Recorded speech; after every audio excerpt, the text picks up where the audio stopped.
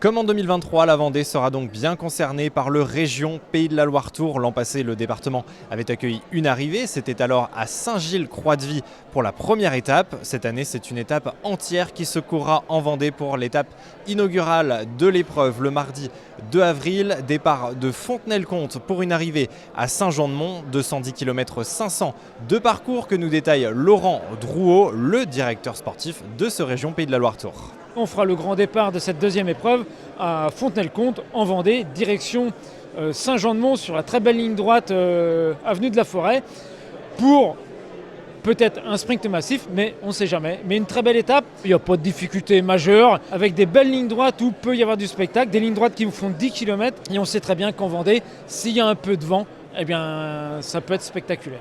Parmi les 19 équipes engagées sur ce Région Pays de la Loire-Tours, on retrouvera bien évidemment le team Total Energy. L'an dernier, sous les couleurs vendéennes, Valentin Ferron avait signé une belle 3e place. Objectif pour le team cette année, faire encore mieux qu'en 2023. Ce Pays de la Loire-Tours, il a tout son sens.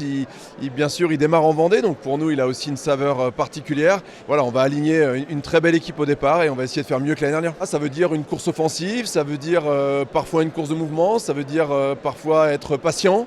Et puis voilà, pour faire le meilleur résultat possible pour le team. Et puis enfin, il y aura une première cette année avec l'organisation d'une étape féminine. Celle-ci se tiendra le 3 avril à Saumur. Parmi les 18 formations présentes, une équipe vendéenne, l'équipe La Dynamips Clarisse Automobile La Roche Vendée Cyclisme. Une course rendue possible notamment par le team L Groupama Pays de la Loire, co-organisatrice de l'épreuve et qui sera sur la ligne de départ à Saumur.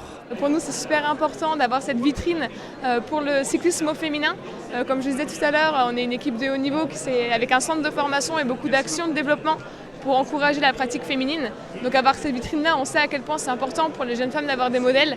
Donc on est super fiers et heureux de pouvoir contribuer à cette première édition. Rendez-vous donc à partir du mardi 2 avril pour l'étape inaugurale de ce 2e Région Pays de la Loire-Tours. Départ Fontenay-le-Comte pour une arrivée à Saint-Jean-de-Mont.